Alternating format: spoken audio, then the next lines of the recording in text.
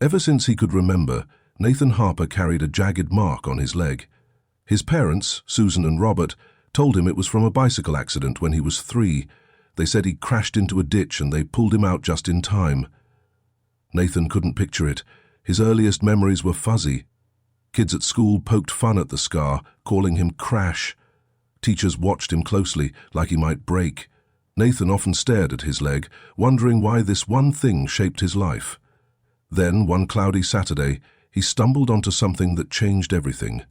Soon, he would learn the truth his parents had hidden all along. Before we jump into this gripping tale, let me know in the comments where you're watching from. Give us a like and subscribe for more stories that keep you on the edge. Rain pattered against the windows of the Harper house. Nathan, a 12-year-old with short black hair, sat on the living room floor. His sketchbook lay open, pencil moving fast as he drew a tree. Across the room, Robert tightened screws on a wobbly chair. The clink of metal filled the air. Susan swept the hardwood floor, her broom swishing in steady strokes. Dust puffed up, catching the grey light. Nathan looked up from his drawing. "Mum, can I grab a snack?" Susan paused, leaning on the broom. "Sure, honey, just wash your hands first." Nathan stood, brushing graphite off his jeans, and headed to the kitchen. The fridge hummed as Nathan pulled out an apple. He took a bite, the crunch loud in the quiet room. Through the window he saw clouds rolling in, dark and heavy. Back in the living room, Robert finished the chair and tested it with a push. "Good as new," he said, wiping his hands. Susan smiled, setting the broom aside. "I'll check the mail before the storm hits." She grabbed her jacket and stepped outside. Nathan returned to his sketchbook, settling cross-legged on the rug. His pencil traced branches, sharp and twisting like the mark on his leg. Minutes passed. The front door clicked open again. Susan walked in, arms full of envelopes and a damp newspaper. Raindrops dotted her sleeves. She dropped the stack on the coffee table and shook out her hair. Nathan glanced over, curious about the rustling paper. Susan sorted through the mail, her fingers quick. Then she stopped, staring at the calendar on the wall. "Nathan," she said, turning to him, "don't forget your checkup today. It's Saturday, March 2nd. Nathan groaned, dropping his pencil. "Do I have to? The doctor always says the same thing." Susan frowned, folding an envelope. "Yes, you have to. That mark needs watching, you know that." Nathan sighed, loud and dramatic. He hated the appointments, sitting in a cold room answering the same questions. Robert looked up from the chair. "It's not so bad, Nate. The doctor says it's healing, right? Little by little." Nathan traced the scar through his jeans. "Yeah, little by little. Barely changes." He stood, stretching his arms. "How long do I have to keep going? It's been years and it's still there." The room went quiet. Susan's lips pressed tight. Robert set down his screwdriver, his eyes soft. "We know it's tough, son," he said, his voice warm, "but it's getting better, you'll see." Nathan shrugged, unconvinced. "Maybe I should just get it fixed, like surgery or something." Susan's head snapped up, her eyes wide. Robert froze, tool in hand. They stared at Nathan, stunned. He shifted, uneasy under their gaze. "What? I saw it online. Kids get stuff fixed all the time." Susan folded her arms. "Nathan, you're too young for that, and it costs a lot. We can't afford it." Robert nodded. "You're 12, Nate. No rush for big decisions." Nathan's cheeks burned. He mumbled "fine" and flopped back onto the rug. Susan picked up the newspaper, flipping pages fast. Her hands stopped suddenly. Her face went stiff. Nathan noticed, sitting up. "Mom, what's wrong?" Robert glanced over, curious. "Yes, Sue, what's in there?" Susan rolled the paper tight, clutching it. "Oh, it's just boring stuff," she said, her voice high. She stood and hurried to the trash can, tossing it in. Nathan watched her, puzzled. "Mum, come on, what was it?" He grinned, trying to lighten the mood. "You're acting funny." Robert chuckled, but his eyes followed Susan. She smoothed her shirt, avoiding their stares. "Nathan, get ready for the bus," she said, changing the subject. "It might come early with this weather." Nathan sighed, recognizing the dodge. He stood, heading upstairs. Robert called after him, "You're fine just as you are, son." Nathan forced a smile, but the words felt hollow. That mark made him different, no matter what they said. In his room, Nathan shut the door. Posters of comic heroes lined the walls. His desk held sketch pads and colored pencils. Usually this space calmed him. Today, it didn't. He pulled on a hoodie, glancing at the mirror. The scar peeked out below his shorts, a rough line across his shin. He turned away, grabbing his phone. "Bus soon," he texted his friend Caleb. Then he stuffed his wallet and sketchbook into a bag. The routine was old. Checkups every few months since he was little. Downstairs, Susan was gone. Robert said, "She's in the bathroom. Ask the doctor about that cream, okay?" Nathan nodded, stepping into the rain. Nathan stepped outside, the rain cold against his face. His hoodie soaked through as he walked to the bus stop. The mark on his leg tingled under damp fabric, a constant nag. Susan's odd reaction to the newspaper replayed in his mind. She'd thrown it away too fast, her hands unsteady. Robert's words, "You're fine as you are," rang empty. Nathan kicked a pebble, watching it skitter across the wet pavement. His whole life they'd said the scar came from a bicycle crash. No pictures, no proof, just their story. Now, he wasn't so sure. The bus grumbled around the corner, tires hissing on the road. Nathan climbed aboard, picking a seat near the back. Water dripped from his hood onto the floor. He pressed his forehead to the window, the glass cool against his skin. Houses blurred past, grey and silent under the storm. A group of kids boarded at the next stop, their voices loud. Nathan didn't know them, probably from another school. They shuffled by, eyes flicking to his leg. One whispered, "Check out that scar." Another laughed, low and sharp.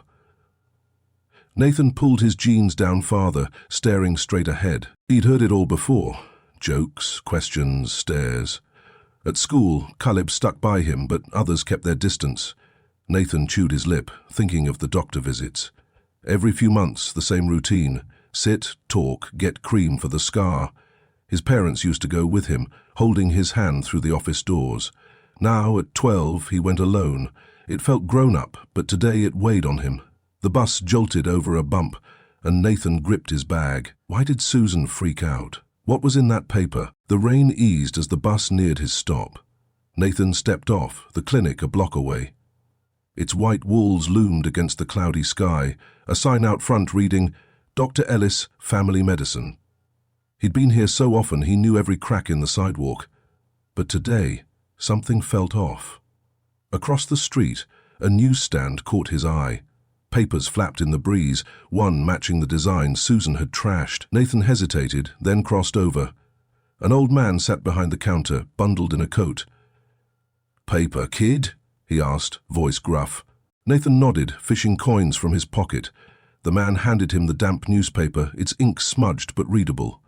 Nathan tucked it under his arm and hurried to the clinic. Inside, the air smelled of soap and coffee. He signed in at the desk, the receptionist smiling. "Dr. Ellis is running late, Nathan. Take a seat." Nathan slumped into a chair, the newspaper crinkling in his lap. He opened it, flipping pages. Sports scores, weather updates. Nothing special. Then he hit the local section, and his hands stopped. A headline read, "10 years since river flood tragedy." Below it, a grainy photo showed a toddler with black hair, a mark on his leg. The article said, "The flood took homes and lives, leaving mysteries unsolved. A boy, swept away, remains missing." Nathan's pulse thumped in his ears. The date lined up with when his parents said the bike crash happened. He studied the picture. The mark looked like his. Same shape, same spot. The name under it was Owen Mills. Not Nathan Harper. His thoughts raced. He folded the paper as Dr. Ellis called, "Nathan Harper?" Nathan stood, legs shaky, and followed the doctor into the exam room. Dr. Ellis, a tall man with greying hair, smiled. "How's my favorite artist today?" Nathan managed a weak grin. "Okay, I guess. Cream ran out." Dr. Ellis nodded, pulling out a clipboard. "Let's check that leg." He adjusted a lamp, its light harsh. Nathan rolled up his jeans, the scar stark against his skin. Dr. Ellis ran a finger along it, his brow creased. "Healing well," he said. "Edges are softer, colors fading." Nathan shifted on the table. "Really? I don't see much difference." Dr. Ellis chuckled. "It's slow, Nathan, but it's there, trust me." Nathan bit his lip, then blurted, "Is there something faster, like surgery?" Dr. Ellis paused, setting the clipboard down.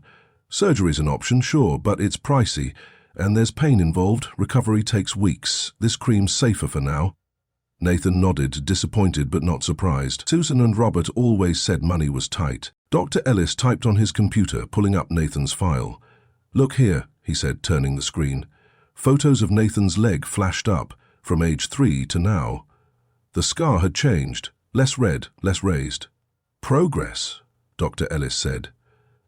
Nathan stared, barely listening. His mind clung to the newspaper photo. Owen Mills, not him. Dr. Ellis noticed. What's that? Nathan swallowed. Just something I found. The doctor stepped out for the prescription. Alone, Nathan compared the images again. Same leg, same mark. But his baby photos, where were they? Susan and Robert had none from before 3. His stomach knotted. When Dr. Ellis returned, Nathan asked, Doc, if I was in a bike crash, wouldn't I have more scars, not just my leg? Dr. Ellis frowned, sitting down. Your parents said it was a crash. I assumed you were shielded somehow. Why? Nathan's voice shook. They said I hit a ditch, but I don't know. This scar, could it be from something else? Dr. Ellis leaned back. Hard to say without details. Skin on leg scars easy. But yeah, a crash could leave marks elsewhere. What's on your mind, Nathan? Nathan gripped the paper. Nothing, just wondering. Dr. Ellis handed him the cream and a file. Ask your folks if you're curious, they'd know. Nathan nodded, doubt growing. Nathan left the clinic, the newspaper crumpled in his fist. Rain had slowed to a drizzle, mist curling around the streetlights. The prescription cream weighed down his bag, but the article about Owen Mills weighed heavier on his mind. That photo, the boy with the marked leg, stayed with him. Dr. Ellis's words echoed, ask your folks. Nathan's sneakers slapped the wet pavement as he headed to the bus stop. Susan's quick toss of the paper, Robert's calm assurances, none of it fit anymore. The mark wasn't from a bike crash. He felt it in his bones. The bus rumbled up, brakes squealing. Nathan climbed on, sliding into a corner seat. His damp hoodie clung to him, chilling his skin. He unfolded the newspaper, rereading the flood story. Owen Mills, aged 2, vanished in the chaos. Families searched for weeks. 10 years ago, the same time Susan and Robert claimed he'd crashed. Nathan traced his scar through his jeans. No ditch could do this alone. He saved the contact number listed A Flood Survivors Hotline into his phone. His thumb hovered over the call button, then stopped. Not yet. The bus rolled through town, windows fogging from the heat inside. At a stop near his street, 3 older boys got on. Their jackets dripped water, voices loud over the engine. Nathan recognized one. Tyler, a kid from the park who'd mocked him last summer. Tyler's eyes landed on Nathan, narrowing. Hey, it's Crash, he said, elbowing his friends. They smirked, crowding the aisle. Still got that ugly leg? One asked. Nathan clenched his jaw, staring out the window. Leave me alone, he said, voice low. Tyler leaned closer, breath sour. What's with the paper, Crash? Reading about yourself? He snatched it from Nathan's lap. Nathan lunged, grabbing it back. Give it, he snapped. Tyler laughed, shoving Nathan's shoulder. The bus lurched, and Nathan stumbled into the seat. The other passengers looked away, silent. Rage flared in Nathan's chest. He stood, shoving Tyler hard. The boy tripped, catching the pole. His friends froze, surprised. Back off, Nathan said, his voice steady despite his shaking hands. Tyler glared, brushing himself off. Freak, he muttered, but he and his friends moved to the front. Nathan sat, heart pounding. The newspaper crinkled in his grip, the hotline number staring up at him. He'd never fought back like that. The bus stopped at his corner and he hurried off, rain stinging his face. Tyler's taunts faded, but the fight left him raw. He walked home, the Harper house glowing ahead. Light spilled from the windows, shadows moving inside. Nathan paused at the door, steeling himself. Inside, warmth hit him. Robert sat on the couch, flipping through a magazine. Susan chopped carrots in the kitchen, the knife's rhythm sharp. Nathan dropped his bag by the stairs. I'm back, he said, voice flat. Robert looked up, smiling. How'd it go, Nate? Susan peeked out, wiping her hands. What did Dr. Ellis say? Nathan shrugged off his hoodie, the newspaper tucked under his arm. Same as always. Green's working slow. He showed me old pictures, scars a little better. Susan nodded, relief in her eyes. Good to hear. Dinner's almost ready. Nathan watched her, the memory of her tossing the paper flashing back. He held up his copy. Found this at a stand, same one you threw out. Susan's knife stopped mid-cut. Robert lowered his magazine, face tightening. Why'd you get that, son? He asked, voice careful. Nathan stepped forward. There's a story about a flood. A kid named Owen Mills went missing. He's got a mark like mine. The room stilled. Susan's hands shook, the carrot rolling off the counter. Robert stood, slow and deliberate. Nathan, that's just a sad story. Doesn't mean anything. Nathan shook his head. It's from 10 years ago, same time you say I crashed. But I don't have other scars, just this one. He pointed to his leg. Susan turned away, gripping the sink. Honey, don't dig into this, she said, her voice thin. Nathan pressed on. You acted weird this morning. What's in here you don't want me to see? Robert crossed the room, taking the paper from Nathan's hand. It's nothing, Nate, old news. He folded it, setting it aside. Nathan's frustration grew. Then why'd Mum trash it? Why's there no pictures of me before 3? Susan spun around, eyes wet. We lost them, okay? Moving, accidents, things happen. Her words sounded forced. Nathan stared between them. Dr. Ellis said a crash would leave more marks. This doesn't add up. Robert sighed, rubbing his neck. We told you what happened. You have to trust us. Nathan's chest tightened. I want to, but you're hiding something. Susan stepped closer, reaching for him. Nathan, please, we love you. That's all that matters. He pulled back, grabbing his bag. I need to think. He climbed the stairs, their voices fading behind him. In his room, he locked the door. The newspaper lay where he'd dropped it, Owen Mills's face staring up.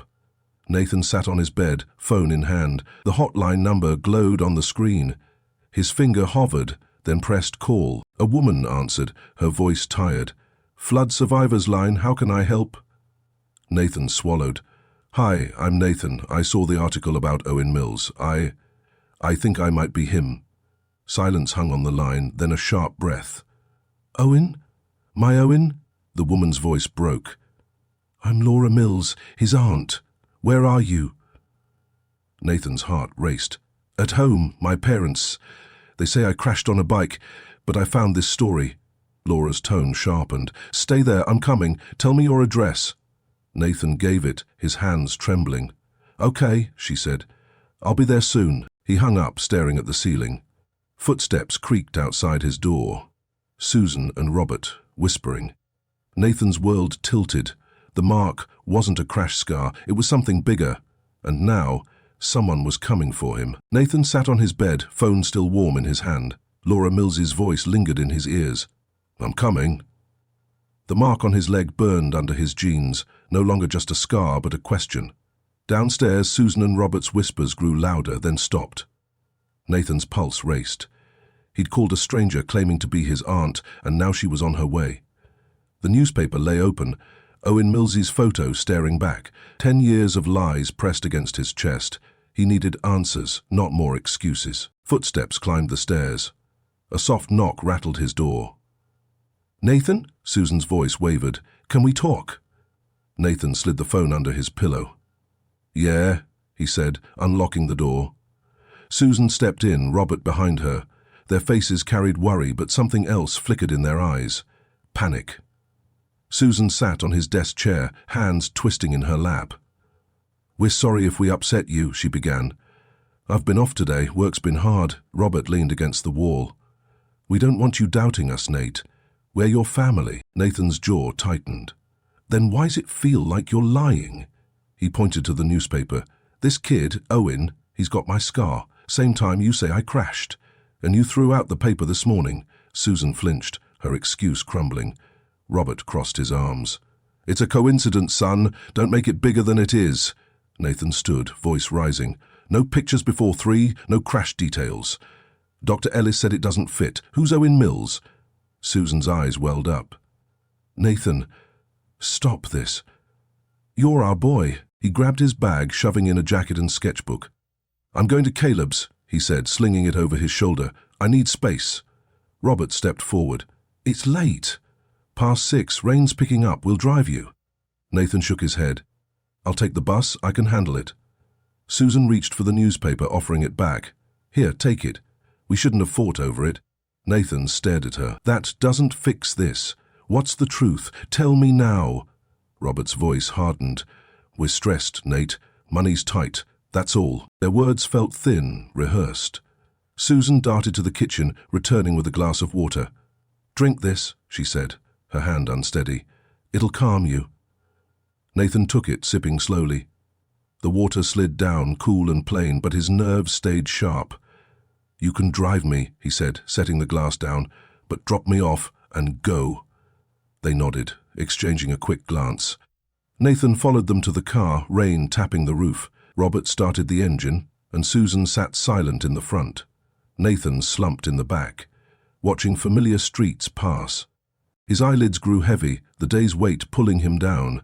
He leaned against the window, glass cold on his cheek. The road twisted, houses thinning out. Nathan frowned, lifting his head. "This isn't the way to Caleb's," he mumbled. His tongue felt thick, thoughts sluggish. He blinked hard, but darkness crept in. The last thing he saw was Susan's tense shoulders, Robert's grip tight on the wheel. Then, nothing. Nathan woke slowly, head pounding. His body rocked gently, a hum vibrating beneath him. He opened his eyes to dim light and cramped walls. Not his room, not Caleb's. A tiny window showed trees, thick and dark, rushing by. He was in their old RV, the one they used for camping. Panic surged through him, clearing the fog. He sat up, his bag gone. "Mom? Dad?" he called, voice rough.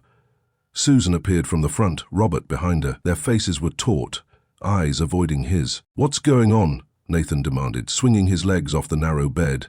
"Why are we here?" Robert sat across from him, the RV swaying slightly. "We needed time with you, Nate. After today we thought a trip would help." Susan nodded, perching on a stool. "You fell asleep in the car. You were exhausted." Nathan's stomach twisted. "I wasn't tired. That water. What did you put in it?" Susan's face paled. "Nothing, honey. We'd never hurt you." Her voice cracked, unconvincing. Nathan stood, the ceiling low above him. "I told Caleb I'd be there. He'll worry. Take me back." Robert's hand shot out, grabbing his wrist. "Nathan, listen. We know you saw that flood story. It's not what you think. We did this for you." Nathan yanked free, heart hammering. "Did what? What's Owen Mills got to do with me?" Susan's tears spilled over. "We have to tell you something," she said, voice breaking. "Something we kept quiet too long." The RV's hum filled the silence. Robert rubbed his face, then spoke. "You're not from a bike crash, Nate. 10 years ago, we were by the river when the flood hit. We found you in the water, tangled in branches. You were alone, hurt. We waited for someone to claim you.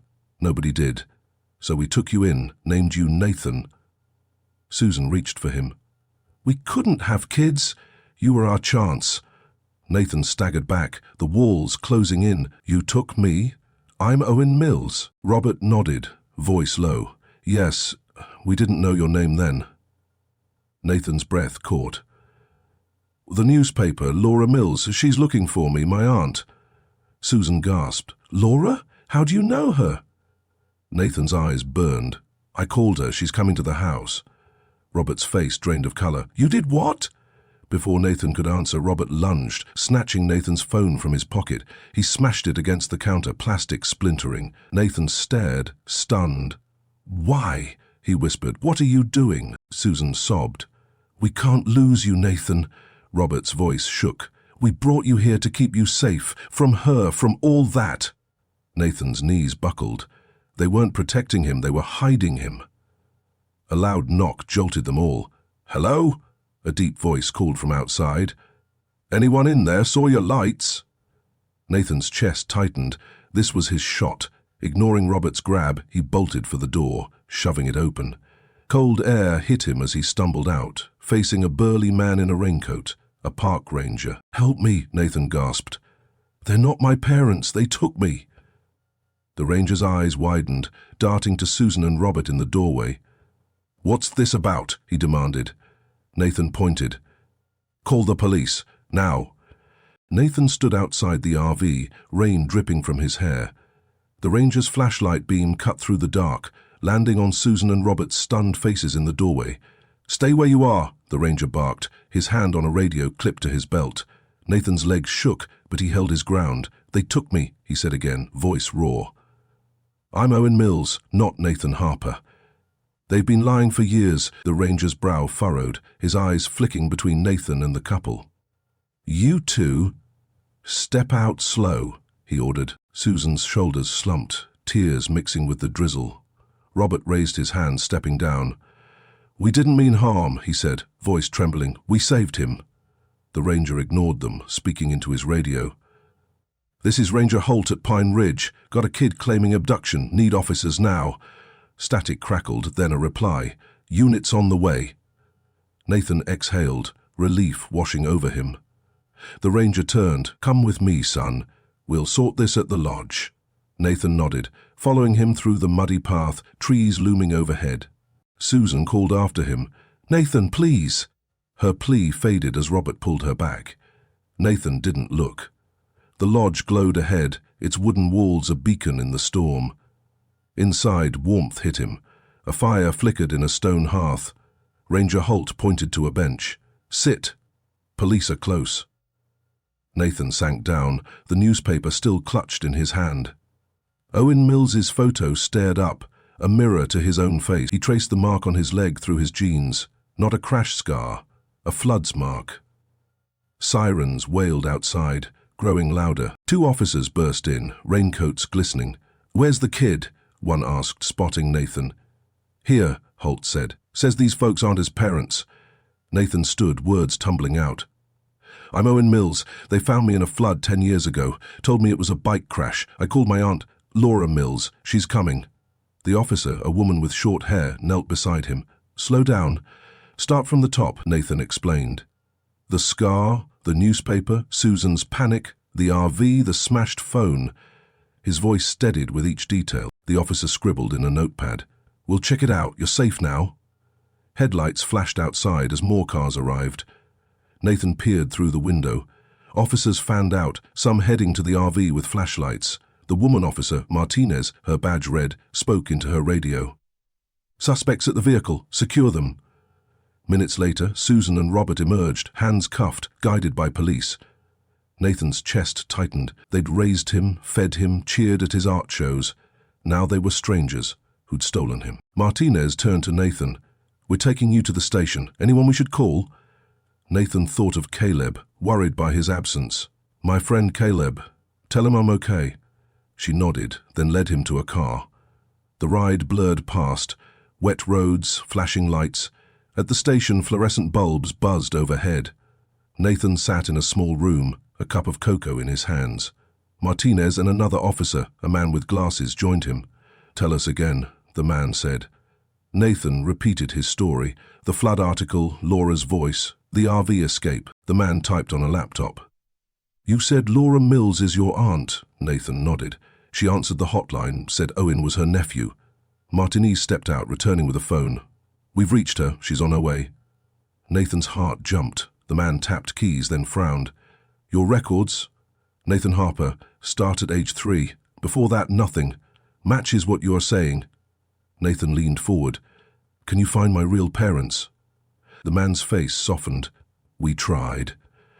Owen Mills was found alone after the flood, no parents identified, likely lost in the chaos. Nathan's hope dimmed, but Laura's call kept him steady. The door opened, and a woman rushed in, tall, black hair like his, eyes wide with tears. "Owen?" she whispered. Nathan stood, legs unsteady. "Laura?" She crossed the room, pulling him into a hug. "I knew you were out there," she said, voice breaking. Nathan hugged back, her jacket damp against his cheek. "You're my aunt?" he asked. She nodded, stepping back to look at him. "Your mum?" "My sister. She died in that flood. I raised you till you were 2. Then you were gone." He stared, pieces clicking. "I don't remember her, or you."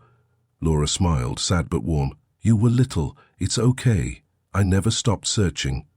Martinez cleared her throat. We'll do a DNA test to confirm. Agree?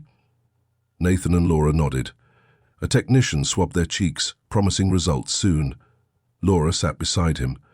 After the flood, I put up flyers, ads, every year. I work at a diner now, saving every dime to find you. Nathan's eyes stung.